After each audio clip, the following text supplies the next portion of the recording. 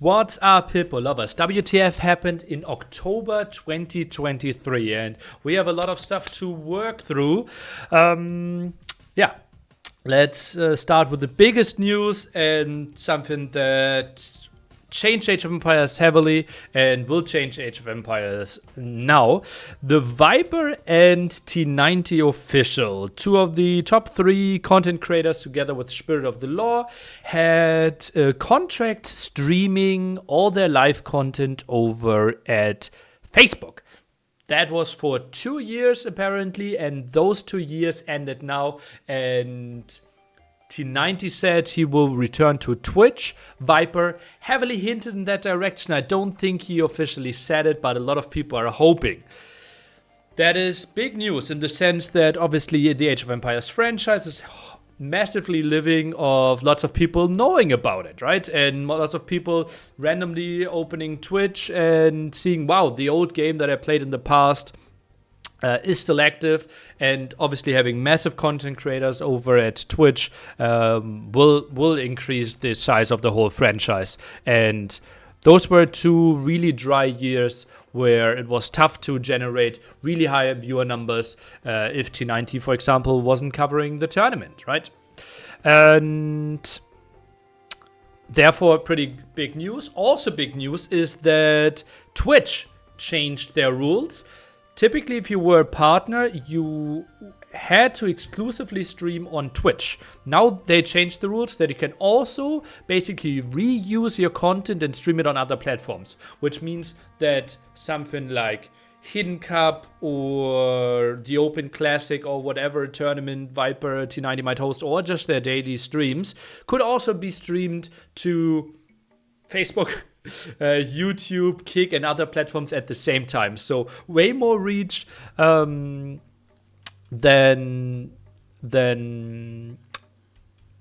we expected before, right? So that is really big news. And now let's jump into the tournaments. At the start of October, we actually concluded TTL, the thing that's closest to what we would call a league format, and the top 24 players played here. Notable stories in this one is that Lux went 0-15, Lan was on the way to be 0-15, but actually took 1 game away from Jordan, who then did not make it into the playoffs. Andy, Hera is something we already covered. Hera in the end got first in his group.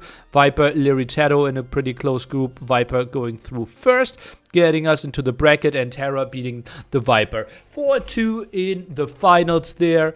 And yeah, pretty interesting TTL season. Freaking Andy in the end falling to the Viper, but first S-tier tournament, top 8 for freaking Andy. Also in another $1,000 tournament, beat Nikov and Dowd. Only lost to Tado 4-0 in the finals there, who is in incredible shape right now. Then we have a $50,000 tournament named Warlords coming up. In between the qualifiers, there was a small tournament called Warlords Waiting Room, $6,000, sponsored by a Turkish sponsor. And he wanted to showcase some of the big Turkish names, wanted to mix them in with some community people and some really big names. We had a group stage, and in the end, it was Tado winning against the Viper in 4-2 fashion.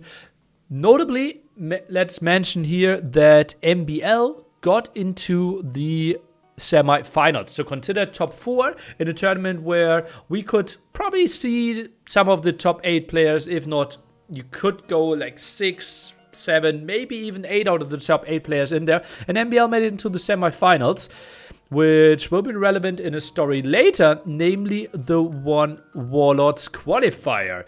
4 people invited, the top 4 in the world that we all kind of agree on. And then we had 2 consecutive weekends where we had 6 people qualifying each time.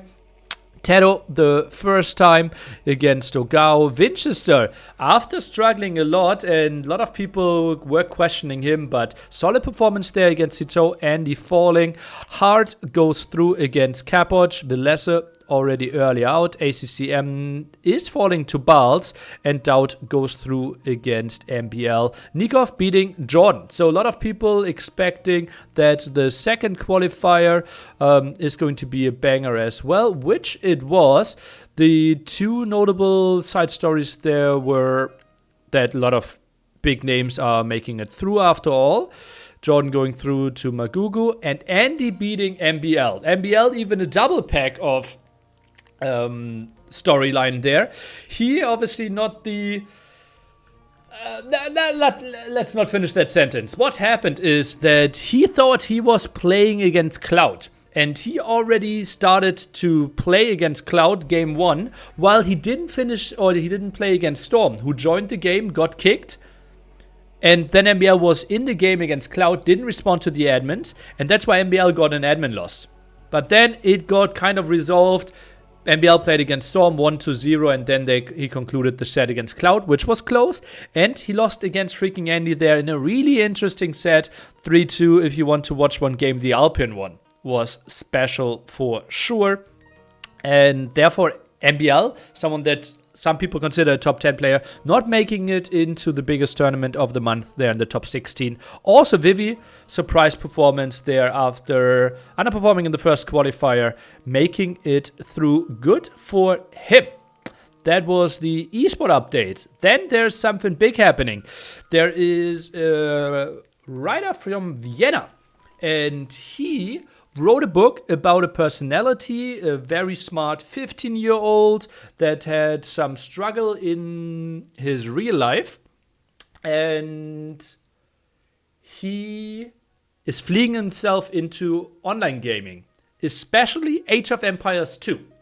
And that book actually won the German book prize. So basically rewarded the best German book of the year in kind of sense. And the book is heavily, has big elements of Age of Empires 2. And that is going to be, potentially good to get some eyes on it again. Maybe some people are thinking about it again. Let's see. It is also based about a newcomer, a 15-year-old, suddenly becoming top 10 in the world from Vienna. Like a lot of parallels together with Leary. But it is not based on Leary, although the author in an interview said that he knows about Leary, but it's not really based on him. And then we have the DLC coming out. 2 new civilizations coming out 31st of October. So just in time for this one. And we have 2 new civilizations, Georgians and Armenians.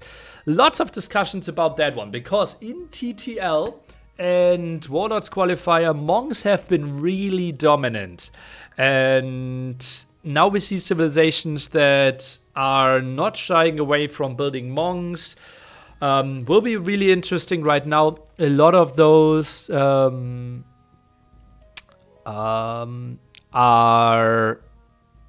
Yeah, I think we will have some changes. They are probably considered way too strong right now. They will already be included in Warlords.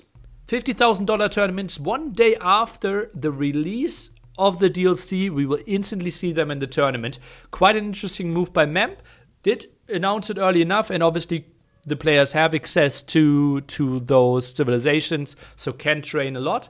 But yeah, I smell some imbalanced games there happening. Maybe we go into mass bans for the new civs. Also, a big Persian rework there, which might give them some more love.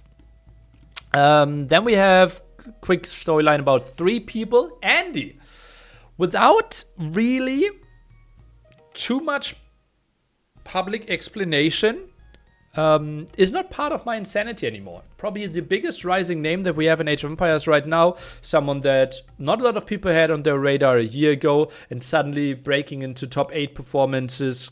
Some people already consider him top 10. I wouldn't go that far, maybe top 15. But certainly big prospect, not part of my insanity anymore. Dragonstar also announced that he will go full-time Age of Empires starting next month, so full committal there.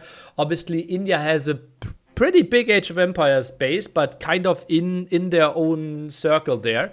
And he is kind of the prospect that is still on Twitch and giving some exposure there to maybe get a bigger audience. And then there's a YouTuber called Poop Lord, more on the toxic side. And there was a lot of discussion on his YouTube, a lot of strategies that are considered to be controversial. For example, this one here, where it is basically Budapest. They have their own lakes already and just mass cannon galleons so that the opponent can't really kill them. They'd go for mass trade and are unkillable. And then just going for the 2-hour plus game, you see the macro is not impressive. But they can't be killed, then have Mass Victoria, they play Spanish, Portuguese, and yeah, basically just wait till the opponent wins.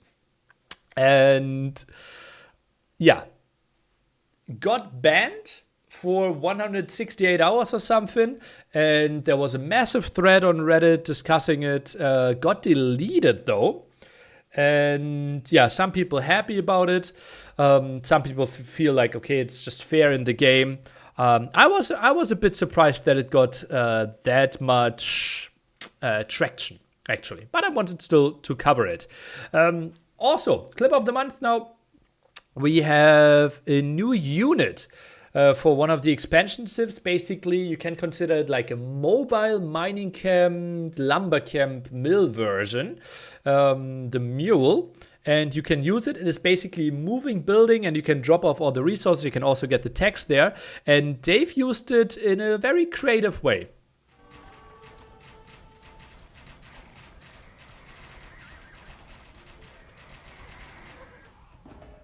Oh no.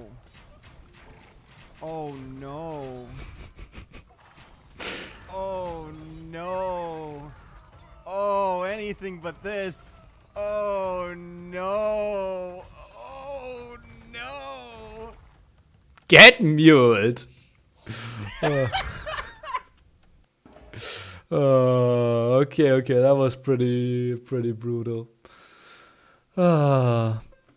And I think that is it from this month. Look ahead. So obviously, where's Viper going to go for 100%? When is he streaming again, and when is T90 coming back again will be the big question marks. I said that I will have an announcement 1st of November. Esport wise, the biggest storyline is obviously Warlords, $50,000 on the line. And actually, we could even take a small look at the matchups because they are around the corner. Basically, the tournament starting tomorrow. If you watch this one instantly, and it is started off with a 5-day Swiss stage, I believe. Yeah, and you see the who's who is there, and finals are on the 19th of November. That's it from me. Goodbye, Hippo lovers. On 4th for the first Twitch stream, I remember right. Okay, well, you listen to my voice and read Twitch at the same time, Twitch chat. Have a good one. That's it from me.